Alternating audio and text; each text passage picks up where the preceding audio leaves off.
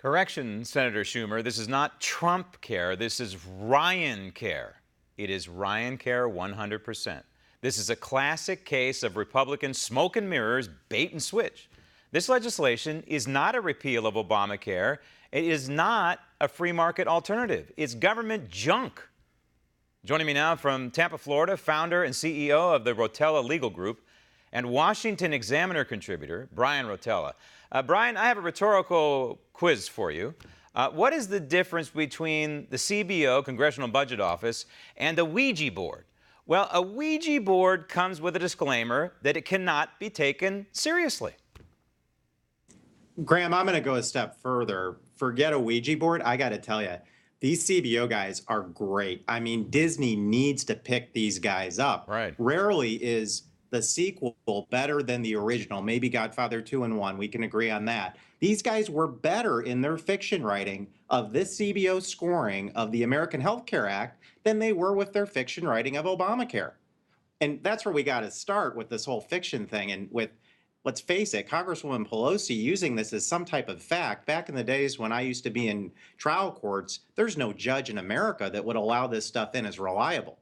The CBO scored Obamacare. As of last year, we would have had 32 million newly insured. We have 20 million under the most aggressive number. It's really 14 million, of which 84% of that was just pumped up Medicaid. Okay, so the CBO, even in further than that, they also indicated that the budget was going to be cut by $200 billion by now. The budget's gone up $200 billion, Graham, to your point, because we've been subsidizing everybody under the sun. It's like Disney fiction. Instead of Let It Go, I think they should write a song called Anything Goes. And your point is bipartisan fantasy that's coming out of the CBO. They were wrong about Obamacare. They're probably going to be wrong about this Republican health care repeal and replace. And let's back up a little bit. The 23 million figure is an interesting number because we know that there aren't 23 million people in the exchanges. So, I mean, this could be very problematic for the Republican Party as they're trying to push this thing through. That would indicate to me that maybe people who are not in the Obamacare exchanges could lose their health care coverage if that is accurate. But it's also a good time to underscore that Obamacare, over the, 7 years of its existence, has pushed many people, most of the people, through the Obamacare exchanges into Medicaid, and that's going to be eventually a huge problem. Absolutely, Graham. And you hit it on the head. Nobody reads this stuff except for people like you and I. I mean, I've got the pages here, and just so folks know, you can see it for the camera. They put in here uncertainty surrounding estimates. So the CBO, they don't know what any of this stuff is. It's all fiction. And it is RyanCare. It's not TrumpCare. And this is not a repeal of Obamacare. My concern is when you get a number like 23 million people being left uninsured, which is completely fake. Now, everyone under the sun who's against Trump, who's against whatever, keeping Obamacare in place, they want to keep it in place, they're all out there with their pitchforks. And what's that mean? Ultimately, it means Obamacare will come out of the Senate. It'll just be ObamaCare Lite if it does.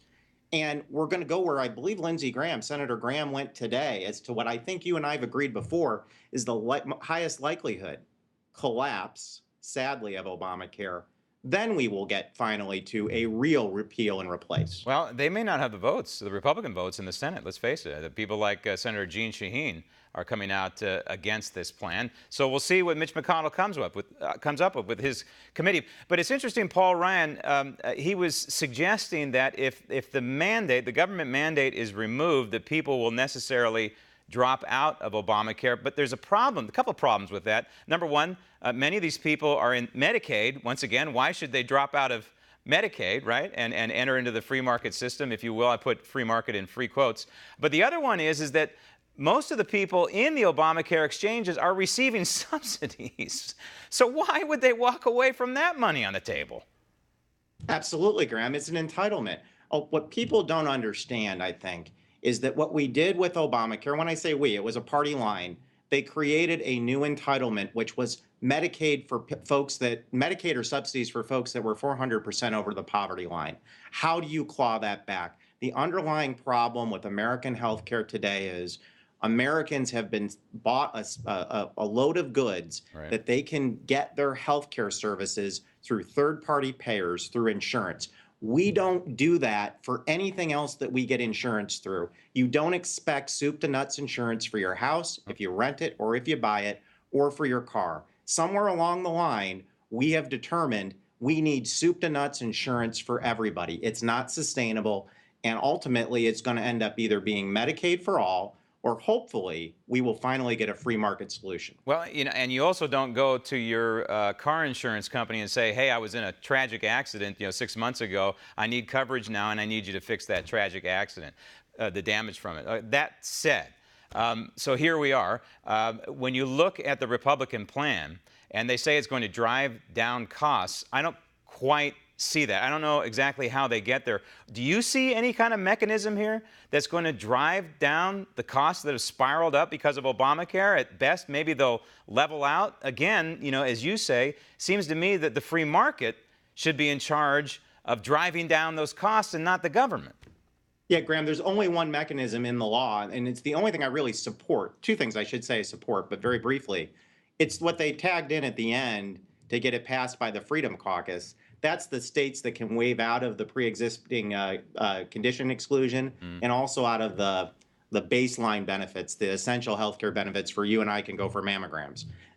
Those states that waive those will see a reduction in cost because let's face it, they're not going to be using insurance the way Obamacare was set up. You and I both know when the moderates in the Senate get at this, I don't think those two provisions will be in.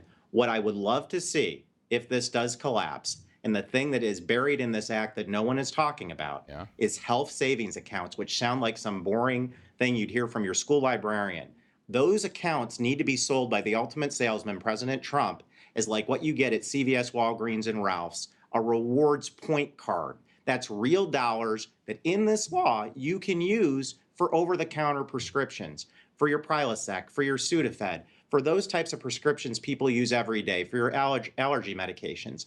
People need to understand what health savings accounts are, and we need to get back to catastrophic coverage being catastrophic coverage and something that people look to as a good thing, the way we look to our powertrain warranties on our cars. I just don't think that people are going to do the health savings accounts if they're also paying for health care insurance.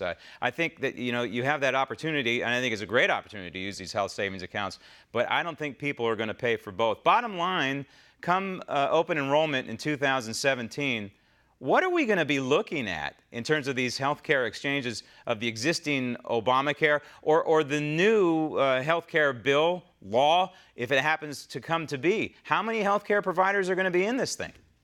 Yeah, in that period of time, and you and I spoke last year, Graham, November 1st to December 15th is not going to be a happy holiday season for a lot of folks. That is open enrollment, and that is a deadline both parties have.